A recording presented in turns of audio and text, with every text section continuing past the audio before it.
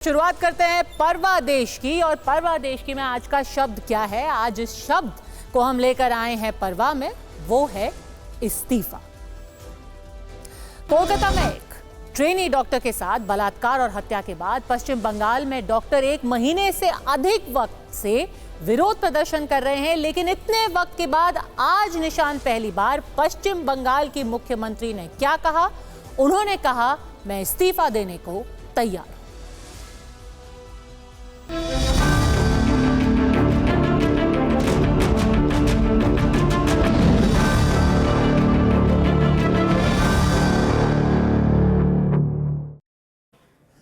तो आज हम आपको समझाएंगे कि क्यों ममता बनर्जी ने ये पेशकश की। पर सबसे पहले देखिए कि आज मुख्यमंत्री कार्यालय से क्या तस्वीर सामने आई।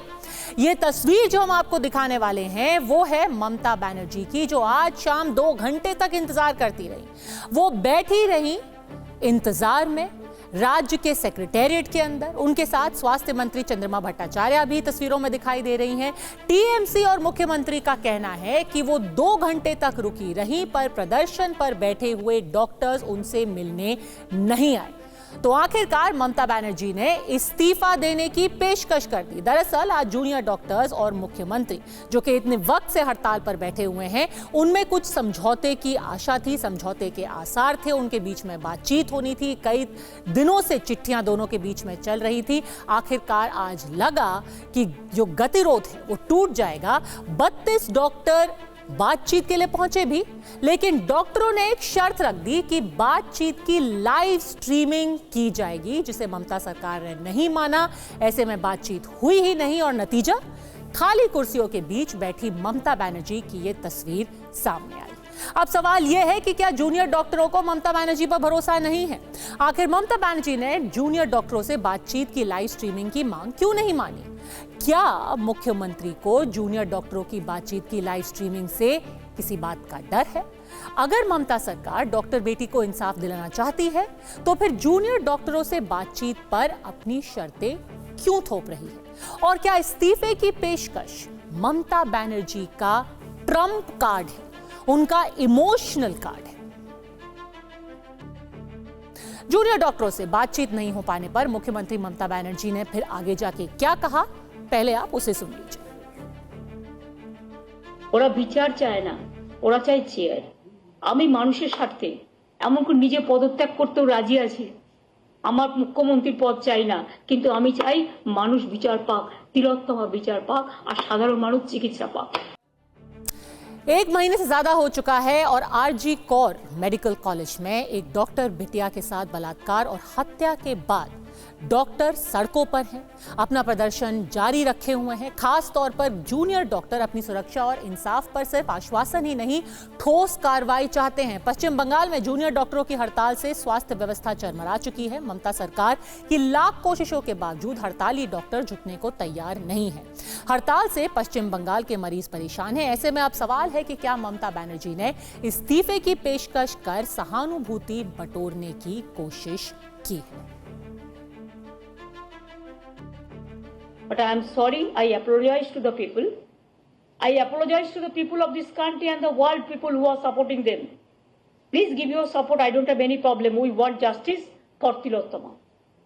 We want justice for common people. We want justice for treatment for common people.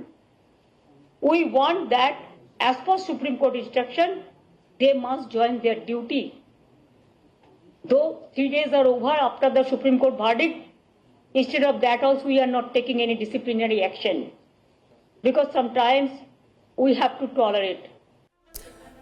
हड़ताल पर जो जूनियर डॉक्टर बैठे हुए हैं, उन्हें सुप्रीम कोर्ट ने भी कहा था कि आप 10 तारीख तक वापस काम पर लौट जाइए, पर उन्होंने वो डेडलाइन को नहीं माना। उन्होंने 6 मांगे अपनी सरकार के सामने रखी हैं। उसमें उन्होंने कहा है कि पुलिस कमिश्नर का इस्तीफा होना चाहिए, स्वास्थ्य सचिव का इस्तीफा होना चाहिए, उनकी सेफ्टी के लिए कुछ ठोस कदम उठाए जाने चाहिए, और जो भी मीटिंग सरकार के साथ हो उसे लाइव स्ट्रीम करना चाहिए। जो पेशकश अभी सरकार ने उनके सामने की है, जो कंडीशंस उनके सामने रखी गई हैं, उसके बाद क्यों जूनियर डॉक्टर उन्होंने मिलने से मना कर दिया? क्या थी उनकी प्रतिक्रिया, सुनिए। हम लोग का ये डिमांड्स भी नहीं है, हम ये चाहते भी नहीं है। बस हम लोग चाहते हैं कि हम लोग का जो मीटिंग हो वो सबके सामने, पूरा गवर्नमेंट के सामने, सबके सामने हो, सब देखेगा, पूरा जनता जो है उसके सामने देखने के लिए बस यही बात है। अगर लाइव हो तो सब देख पाएंगे। हम लोग का यही मोटिव है कि सबके सामने सब कुछ हो, क्योंकि सबके सामने ही तो पूरा बात चल रहा है, तो सबको जानने का ये हक है पूरा। ये माना जा रहा है कि इस्तीफा देने की पेशकश करके ममता बनर्जी ने अब सारा प्रेशर डॉक्टर्स के ऊपर डाल दिया है। उन्होंने क्या कहा? उन्होंने कहा कि मुझे सत्ता की कोई भूख नहीं है, मैं तो सिर्फ पश्चिम बंगाल के लोगों के लिए काम करना चाहती हूं। मुझे इस बात का दुख है कि डॉक्टर हड़ताल पर अभी भी बने हुए हैं, अभी भी बैठे हुए हैं और उसकी वजह से परेशानियों का सामना पश्चिम बंगाल राज्य के लोगों को करना पड़ा। उन्होंने अपनी तरफ से हाथ जोड़ करके प्रदेश के लोगों से माफी भी मांगी। बीजेपी कह रही है कि ये स्टंट से ज्यादा और कुछ नहीं।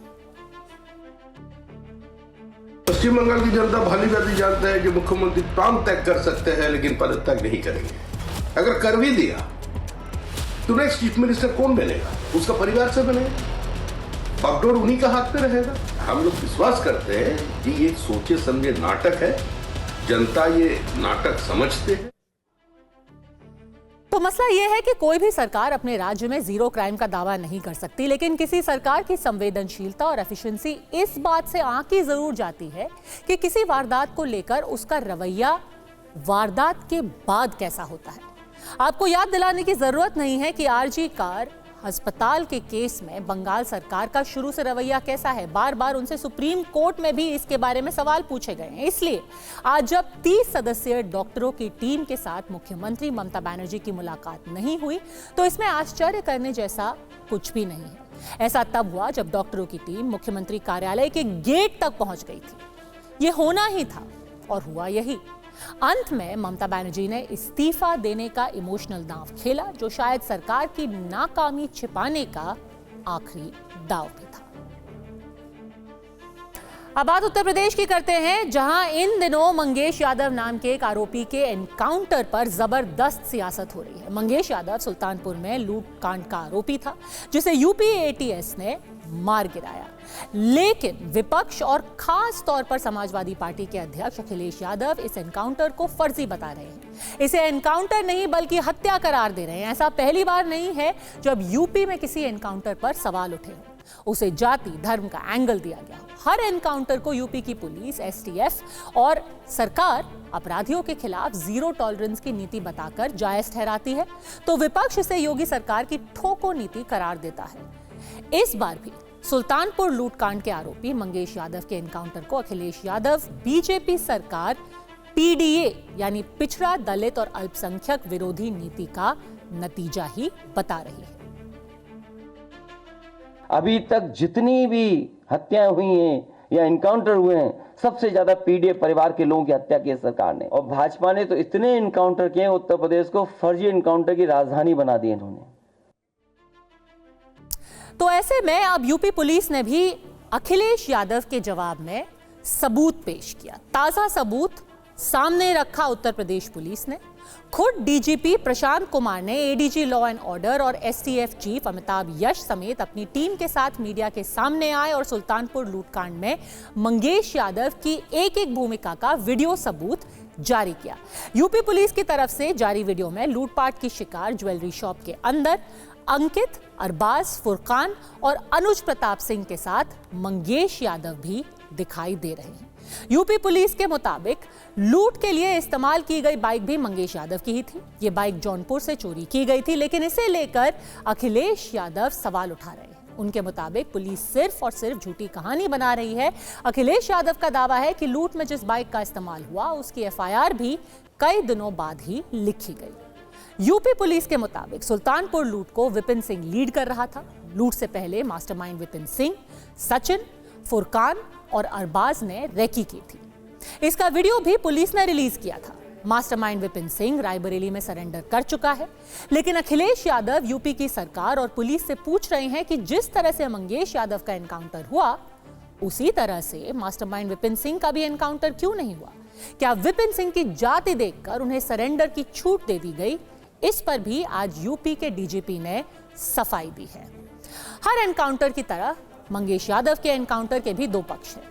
इनमें एक वर्जन अखिलेश यादव का है तो दूसरा वर्जन यूपी पुलिस का है। अखिलेश यादव का आरोप है कि यूपी में जाति देखकर एनकाउंटर हो रहा है। यूपी पुलिस का दावा है कि जाति से एनकाउंटर का कुछ लेना देना नहीं।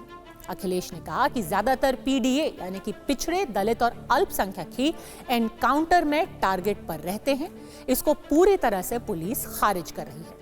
अखिलेश यादव का आरोप है कि यूपी फर्जी एनकाउंटर की राजधानी बन चुकी है, तो पुलिस ने इसके जवाब में कहा कि उनके एक्शन पर किसी संवैधानिक संस्था ने अभी तक कोई उंगली नहीं उठाई है। पुलिस ने एनकाउंटर किया, लेकिन हमेशा की तरह मंगेश यादव के एनकाउंटर पर और जो संस्था है वो भी सवाल उठा रहे हैं।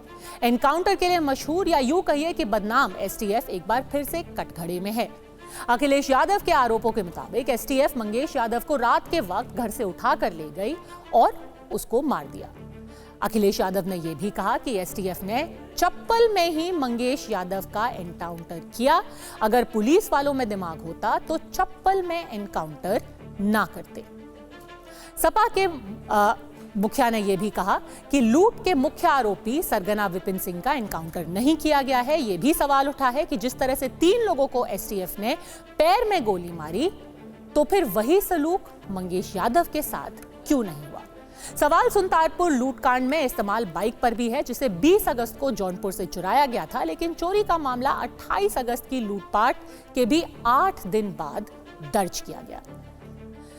वैसे मंगेश यादव का एनकाउंटर इकलौता मामला नहीं है जिस पर सवाल उठ रहे हैं। उत्तर प्रदेश में ऐसे कई और एनकाउंटर हो चुके हैं जिन पर पहले भी सवालिया निशान खड़ा किया गया है। सुल्तानपुर के ज्वेलरी शॉप में डकैती का आरोपी मंगेश यादव 5 सितंबर को पुलिस एनकाउंटर में मारा गया, तो झांसी में पिछले साल उमेश पाल हत्याकांड के आरोपी और माफिया अतीक अहमद के बेटे असद के एनकाउंटर को लेकर के भी सवाल उठे थे।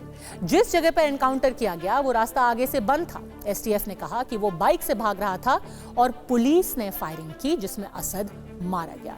कानपुर बिकरू कांड में पुलिस पार्टी पर फायरिंग के आरोपी विकास दुबे ने मध्य प्रदेश के उज्जैन में महाकाल मंदिर के सामने सरेंडर किया था। यहां से उसे यूपी लाया गया। कानपुर के पास विकास दुबे जिस कार में बैठा था वो पलट गई। विकास दुबे ने भागने का प्रयास किया और पुलिस की गोली से मारा गया। उस पर भी सवाल उठाए गए थे। योगी सरकार में अब तक 12,500 से ज्यादा एनकाउंटर हो चुके थे। इनमें 207 आरोपी मारे गए। अब इन आरोपियों की जाति धर्म का अंगड़ित भी देखिए। एनकाउंटर में मारे गए 207 आरोपियों में से 67 मुसलमान थे तो 140 हिंदू। अगर इनको जाति के हिसाब से देखें तो हिंदू आरोपियों में 20 ब्राह्मण थे, 18 राजपूत, 16 यादव, 17 जाट और गुर्जर, 17 अनुसूचित जाति के, 2 सिख और 8 अन्य ओबीसी। 42 ऐसे लोग थे जिनके नाम से उनकी जाति का पता नहीं लग पाया। किसी आरोपी के एनकाउंटर से आम लोग खुश होते हैं। उन्हें लगता है कि अपराधी को उसके किए की सजा तुरंत मिल गई, लेकिन ये कानून का राज नहीं है, क्योंकि अपराधी को सजा देना अदालतों का काम है, पुलिस का नहीं। एनकाउंटर पे राजनीति भी होती है क्योंकि आरोपी की जाति वोट बैंक का जरिया बनती है। लेकिन सच ये है कि एनकाउंटर राज ना किसी प्रदेश के लिए ठीक है और ना ही देश के लिए। कई बार ऐसा भी हुआ है कि पुलिस को अदालत की लताड़ सुननी पड़ी है। तेलंगाना में ऐसा हुआ था जब बलात्कार के एक मामले के आरोपियों का एनकाउंटर किया गया था और फिर कोर्ट ने सारे पुलिस वालों को सजा सुनाई थी।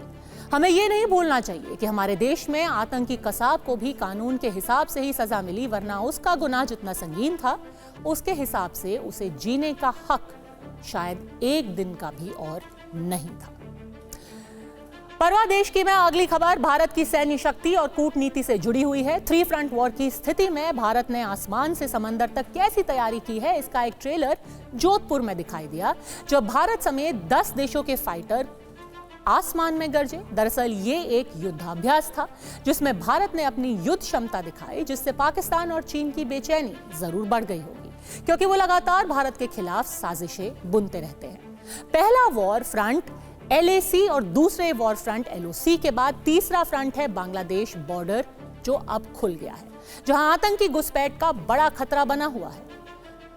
चीन बांग्लादेश की राजनीतिक अस्थिरता का फायदा उठाकर भारत के खिलाफ साजिशों का जाल तैयार कर रहा है। इसलिए भारत को तीनों फ्रंट की मजबूत सुरक्षा की आवश्यकता है। ऐसे में भारत ने एक ऐसा चक्रव्यूह तैयार किया है जिससे जल थल नभ में दुश्मन की हर चाल का करारा जवाब दिया जा सकता है। पिछले 60 साल में यह पहली बार है जब इतने बड़े स्तर पर भारत में वॉर ड्रिल की गई है।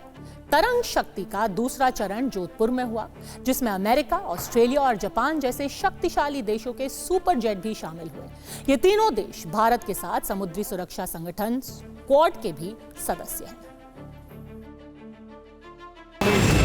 Representing the strength of our collective will and effort, these do not sit with these as you're in for a surprise.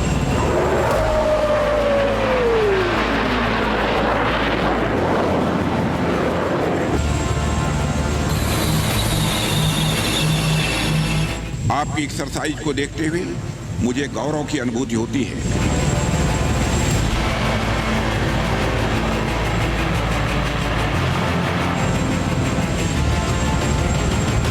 साक्षात शक्ति की कृपा हम सबके ऊपर है।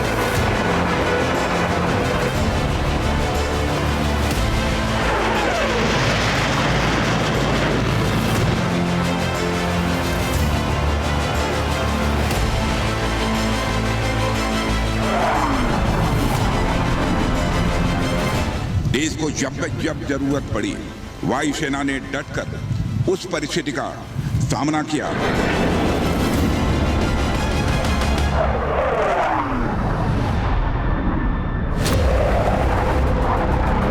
जोधपुर के आसमान में फाइटर जेट गरज रहे थे, जिससे पाकिस्तान की बेचैनी बढ़ रही थी।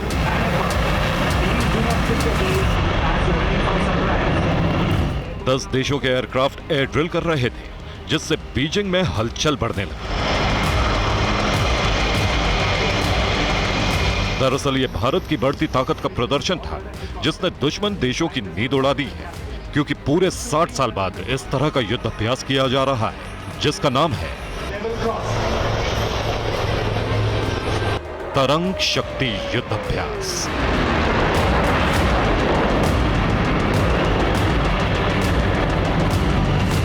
आपकी एक्सरसाइज को देखते हुए मुझे गौरव की अनुभूति होती है तथा इस बात की भी आश्वस्ति होती है कि जब भी आवश्यकता होगी आप उम्मीदों से कहीं आगे बढ़कर राष्ट्र के लिए अपना शानदार प्रदर्शन करेंगे।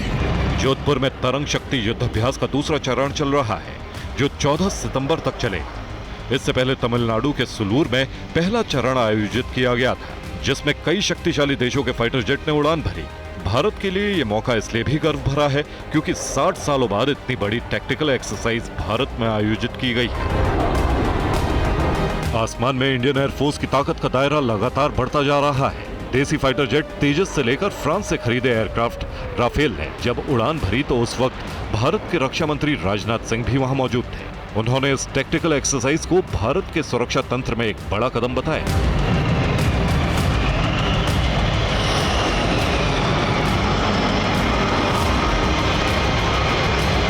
भारतीय वायुसेना अपनी स्थापना के समय से ही अपनी शक्ति और शौर्य के लिए जानी जाती रही है।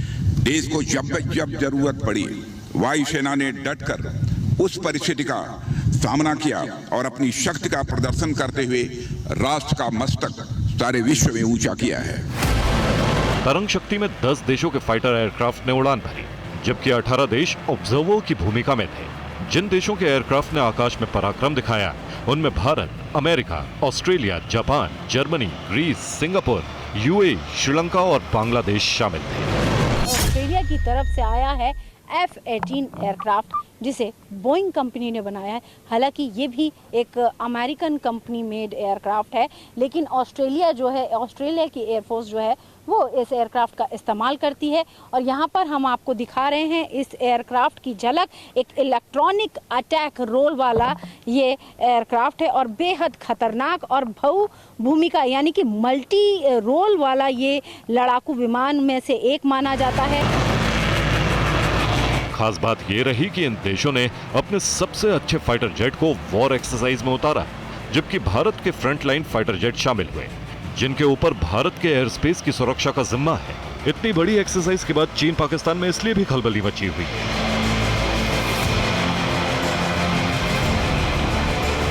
साथ ही बांग्लादेश फ्रंट से घुसपैठ की ताक में बैठे आतंकी गुटों में इस बात का भय है, अब अगर भारत के सुरक्षा तंत्र में सेंध लगाने की कोशिश की तो तरंग शक्ति युद्धाभ्यास उनकी तबाही का सिर्फ एक ट्रेलर है। असली पिक्चर इससे कहीं ज्यादा खौफनाक हो सकती है। Bureau report, TV9 Bharat.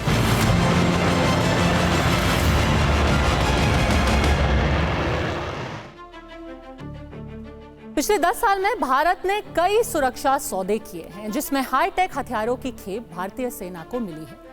इसके अलावा मेक इन इंडिया के तहत भी भारत लगातार हथियार बना रहा है। तरंग शक्ति युद्धाभ्यास में भारत के खरीदे फाइटर क्राफ्ट भी शामिल थे और भारत का स्वदेशी जेट भी हुंकार भर रहा था। इसके अलावा कई और देशों के जेट ने अपनी क्षमता दिखाई।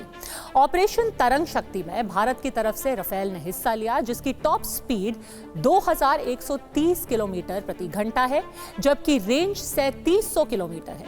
वहीं पेलोड क्षमता 9500 किलो है, जबकि स्वदेशी फाइटर जेट तेजस 2205 किलोमीटर प्रति घंटा की रफ्तार से उड़ सकता है। इसकी रेंज 3200 किलोमीटर और ये 4000 किलो विस्फोटक ले जाने में सक्षम है। इसके अलावा वॉर एक्सरसाइज में अमेरिका का F-16 भी आया था, जिसकी स्पीड 2414 किलोमीटर प्रति घंटा और रेंज 4217 किलोमीटर है, जबकि 7000 किलो विस्फोट ये ले जा सकता है। वॉर ड्रिल में भारत अमेरिका के साथ साथ ही क्वाड के सदस्य ऑस्ट्रेलिया का फाइटर जेट EA-18G ग्रोलर भी था, जिसकी स्पीड 1960 किलोमीटर प्रति घंटा है और पेलोड 8050 क्षमता किलो है।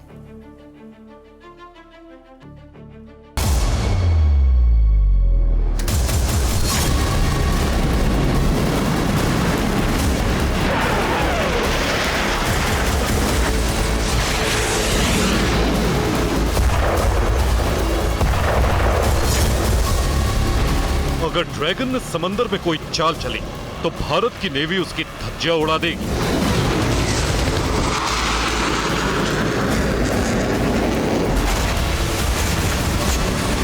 अगर पाकिस्तान से आतंकियों ने LOC पर घुसपैठ की कोशिश की तो भारतीय सैनिक उन्हें चुन चुन कर मारेंगे।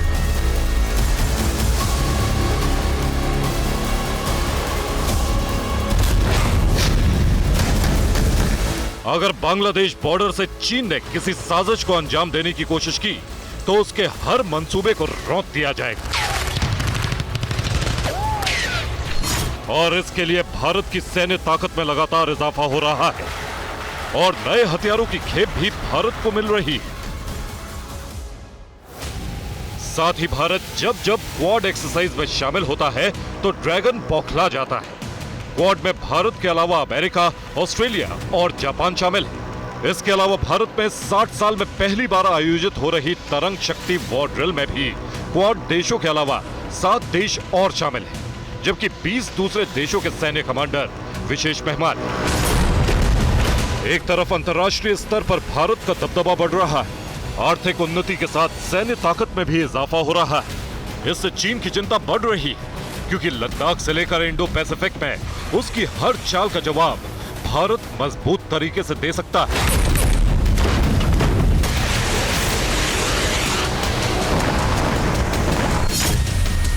आज का भारत तेज सोचता है, दूर की सोचता है और तुरंत फैसले लेता है। वैसे भारत ने सुरक्षा के लिए कई डिफेंस डील की, साथ ही मेक इन इंडिया के तहत भी हथियारों का प्रोडक्शन किया जा रहा है।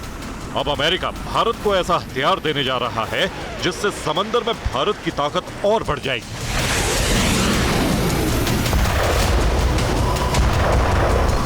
ये हथियार सोनोबॉय है, जिसमें air launch, expendable, electromechanical sensor लगे।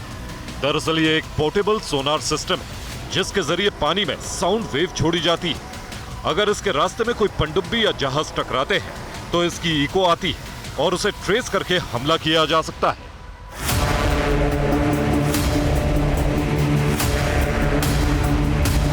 इस डील से अमेरिका भारत रणनीतिक संबंधों में और मजबूती आएगी। ये डील रक्षा मंत्री राजनाथ सिंह के अमेरिका दौरे पर हुई थी। वो पिछले महीने अमेरिका गए थे, जहां $52 मिलियन के सोनोबॉय को खरीदने पर सहमति बनी थी। इसके अलावा केरल में भारतीय नौसेना के लिए 2 स्वदेशी anti submarine warfare ship launch किए गए, जिनकी लॉन्चिंग कोचिन शिपयार्ड में की गई। आईएनएस मालपे और आईएनएस मुल्की चौथा और 5वां एंटी सबमरीन वाटरक्राफ्ट है, जो समुद्री माइंस बिछाने के अलावा सर्विलेंस और दुश्मन की सबमरीन को खोजकर अटैक करने में सक्षम है। ये हल्के वजन वाले torpedo, anti submarine rocket system और एंटी शिप गन से लैस है, जिसकी तैनाती साउदर्न नेवल कमांड में की जाएगी।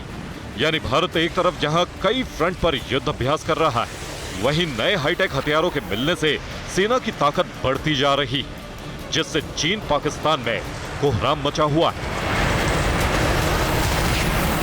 Bureau report, TV9 Bharatvarsh.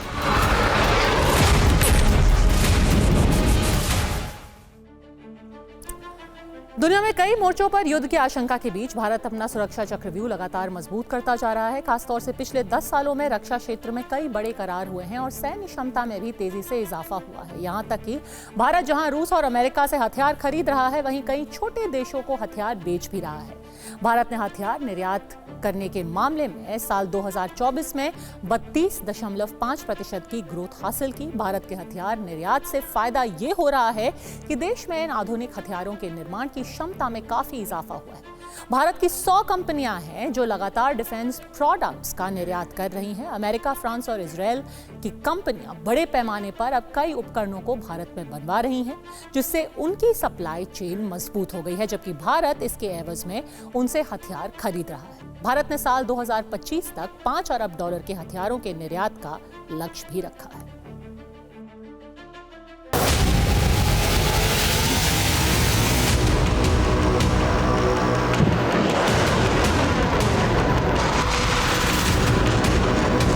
ये विश्व पटल पर भारत की कूटनीति का कमाल है कि रूस अमेरिका दोनों में चाहे कितना भी टकराव हो, लेकिन दोनों भारत के साथ हैं।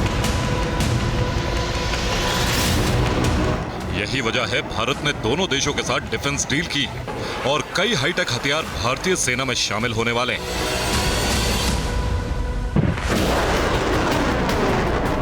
दुनिया में कई मोर्चों पर युद्ध की आशंका के बीच भारत अपना सुरक्षा चक्रव्यूह लगातार मजबूत करता जा रहा है। भारत 3 शक्तिशाली देशों से 3 ऐसे हथियारों की डील कर चुका है जो अपने आप में सबसे अलग है और मारक क्षमता में उनसे बेहतर कुछ नहीं।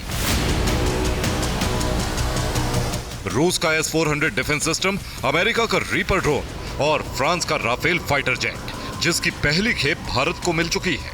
भारतीय सेना में इन तीनों हथियारों के आने से सैन्य क्षमता कई गुना बढ़ने वाली है। अभी अकेले राफेल से ही चीन पाकिस्तान थर्रा रहे हैं। सोचिए, जब रीपर और S-400 की ताकत मिल जाएगी तो दुश्मन देशों की नींद पूरी तरह उड़नी तय है।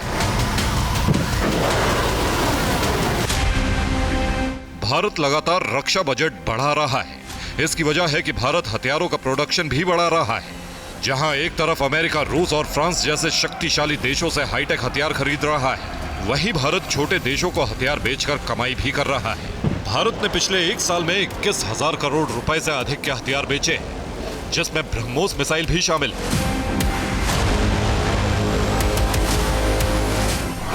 भारत की पहचान अब दूसरे देशों को हथियार निर्यात करने वाले देश की बन रही है। इस साल ही भारत ने 21,000 करोड़ रुपए के हथियार दूसरे देशों को बेचे हैं। एक तरफ हथियार बेचकर इकोनॉमी को बढ़ाना, दूसरी तरफ हथियार खरीदकर भारत सुरक्षा तंत्र मजबूत कर रहा है। सिप्री यानी स्वीडन के Stockholm International Peace Research Institute के रिपोर्ट के मुताबिक 2019 से 2023 में भारत ने दुनिया में सबसे ज्यादा हथियार खरीदे हैं। रिपोर्ट के मुताबिक 5 सालों में भारत के हथियार पर खरीद में 4.7% की बढ़ोतरी हुई। इसके अलावा भारत अब हथियार निर्यातक के रूप में जाना जाने लगा है। भारत ने आर्मेनिया, फिलीपींस समेत दुनिया के 85 देशों को हथियार और दूसरे डिफेंस प्रोडक्ट बेचकर जमकर कमाई की है, जिससे विदेशी मुद्रा भंडार में बढ़ोतरी हुई। खास बात यह कि भारत उन देशों को हथियार बेच रहा है जो रूस और अमेरिकी खेमे के हैं, यानी रूस और अमेरिका में दुश्मनी हो, लेकिन भारत के साथ दोनों का व्यवहार हमेशा मित्रतापूर्ण ही रहा है। Bureau report, TV9 Bharatvarsh. परवा देश की मैं आप खबर बांग्लादेश से, जहां एक तरफ हमारा पड़ोसी देश भारत से अच्छे रिश्तों की बात कर रहा है, कह रहा है कि अल्पसंख्यक हिंदुओं का भी ख्याल रखा जाएगा, तो दूसरी तरफ ऐसे हालात पैदा हो रहे हैं जहां पर खुद मंत्री कह रहे हैं कि बांग्लादेश में अजान से 5 मिनट पहले अगर दुर्गा पूजा की पूजा भी हो रही है तो उसकी आवाज रोक दी जानी चाहिए। इस बीच बांग्लादेश के कई हिस्सों से लगातार खबरें आ रही हैं कि लोगों के ऊपर दबाव बनाया जा रहा है, हिंदू अध्यापकों के ऊपर दबाव बनाया जा रहा है कि उन्हें नौकरी छोड़ देनी चाहिए।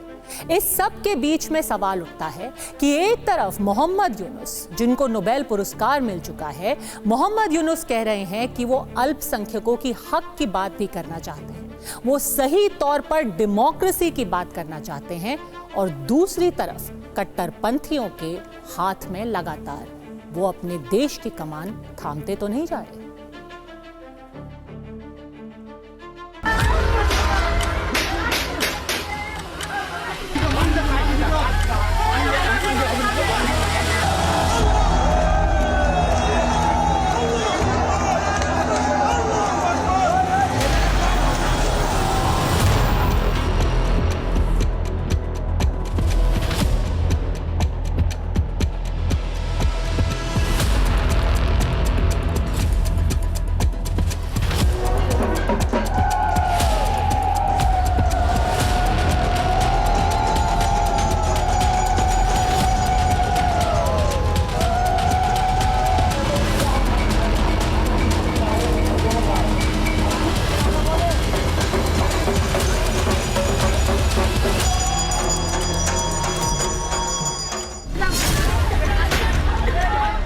ये तस्वीरें पाकिस्तान की नहीं है, ये तस्वीरें उस बांग्लादेश की हैं जो एक नया पाकिस्तान बनने की राह पर।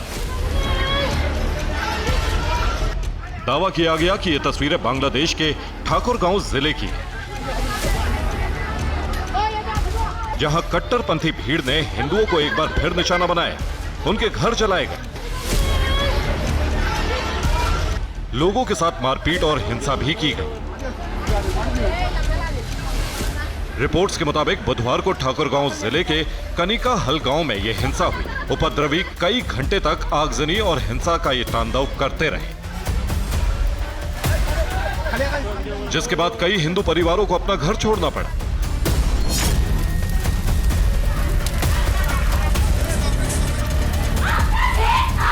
बांग्लादेश में हिंदुओं को कैसे निशाना बनाया जा रहा है और इसके पीछे पाकिस्तानी कट्टरपंथियों का रिमोट कैसे काम कर रहा है, ये समझाने से पहले आपको बांग्लादेश मीडिया के हवाले से एक रिपोर्ट दिखाते हैं, जिससे ये समझ में आएगा कि यूनुस की सरकार में कैसे हिंदुओं पर हमले बढ़े हैं। 5 से 20 अगस्त तक बांग्लादेश में हिंदुओं के 1068 घर और दुकानें जलाई गई हैं। हिंदुओं के 22 मंदिरों पर हमले हुए। 49 जिलों में हिंदुओं के खिलाफ हिंसा हुई। हिंदुओं के खिलाफ ज्यादातर हमले रात में हुए।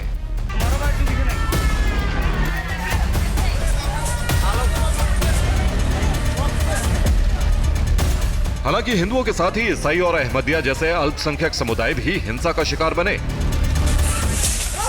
बांग्लादेश में हिंदुओं के खिलाफ यह हिंसा ऐसे हालात में जारी है जब यूनुस सरकार भारत के साथ अच्छे रिश्ते बनाए रखने की बात कर रही है और भारत से आर्थिक मदद मांग रही है। तो क्या बांग्लादेश सरकार के प्रमुख मोहम्मद यूनुस के 2 चेहरे हैं? कहा जाता है कि ग्रीक देवता जेनस भी 2 चेहरे वाला था। बांग्लादेश में हिंदुओं के खिलाफ लगातार हिंसा ही नहीं हो रही है, बल्कि हिंदू त्योहारों को भी टारगेट किया जा रहा है।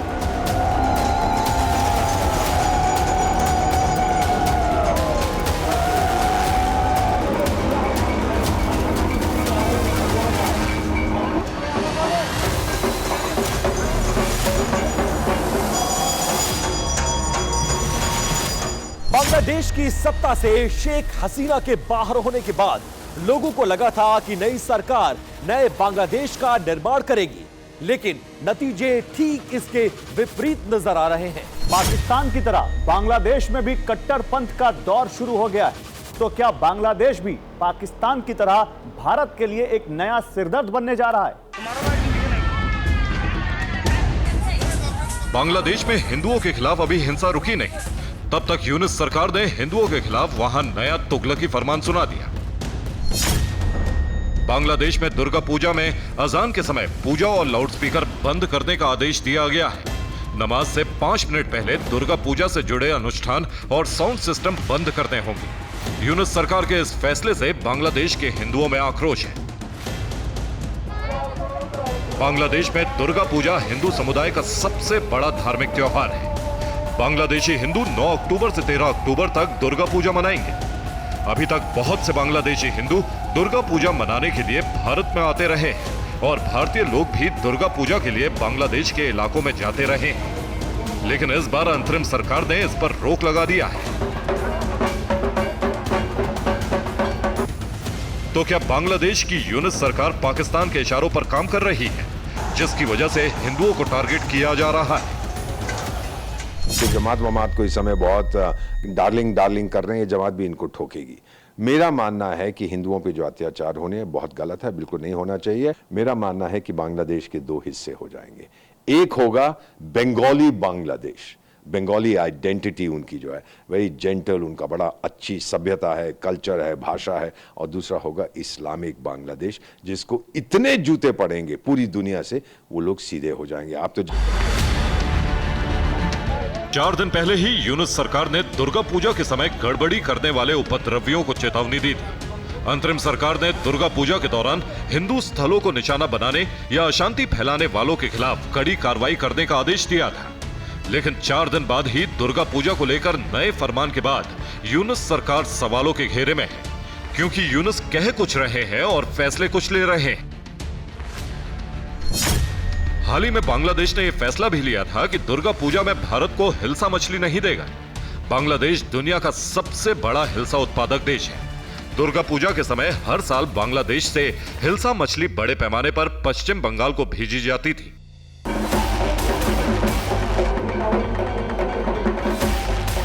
लेकिन इस बार पश्चिम बंगाल में दुर्गा पूजा के समय लाखों लोग हिल्सा मछली की कमी का सामना कर सकते हैं। बांग्लादेश के इन फैसलों के पीछे आखिर क्या सोच है?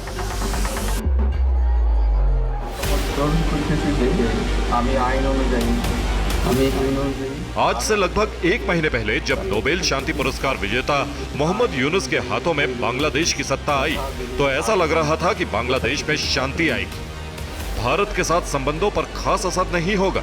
लेकिन बांग्लादेश से जो खबरें आ रही हैं, बांग्लादेश की यूनुस सरकार जो कट्टर फैसले ले रही है, वो इन अनुमानों के बिल्कुल ही विपरीत है।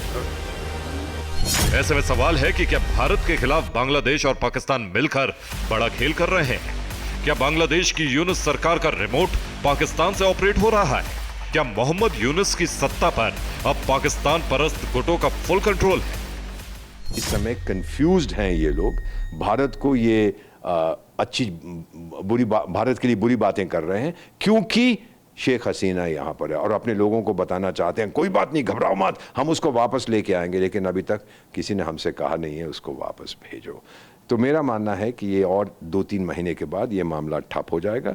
और ये जो इंटरिम सरकार है, जिसमें मोहम्मद यूनुस जो है वो कहते हैं कि मैं चीफ एडवाइजर हूं, ये इंटरिम सरकार मेरा मानना है कई सालों तक चलेगी। बांग्लादेश कट्टरपंथ की नई प्रयोगशाला बनता नजर आ रहा है।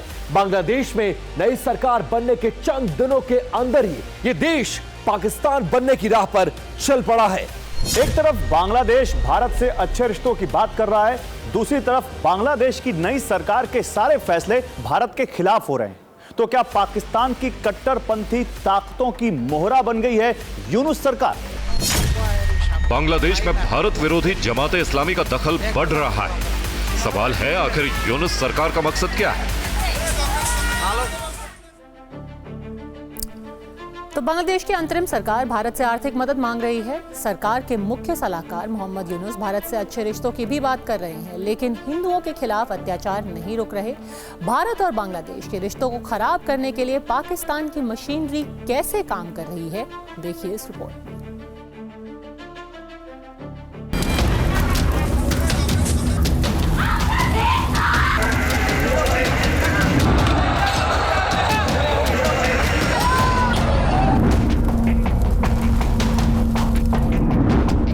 से मोहम्मद यूनुस की अगुवाई में बांग्लादेश में अंतरिम सरकार बनी है। यही माना जा रहा है कि बांग्लादेश की नई सरकार पाकिस्तान के इशारों पर चल रही है। कहा जा रहा है कि बांग्लादेश का रिमोट पाकिस्तानी कट्टरपंथी जमातों के हाथ में है। पाकिस्तान कुछ नहीं कंट्रोल करता, उसकी औकात नहीं है, उसकी आर्थिक व्यवस्था खत्म हो चुकी है। बलूचिस्तान में बता दूं एक चीज आपको, मेरे बलोच मित्रों ने कहा है कि पाकिस्तानी फौज हट गई है बलूचिस्तान से, वो हमसे पंगा नहीं ले सकते। काफी हद तक ये सच है, तो वो क्या बांग्लादेश को कंट्रोल करेगा।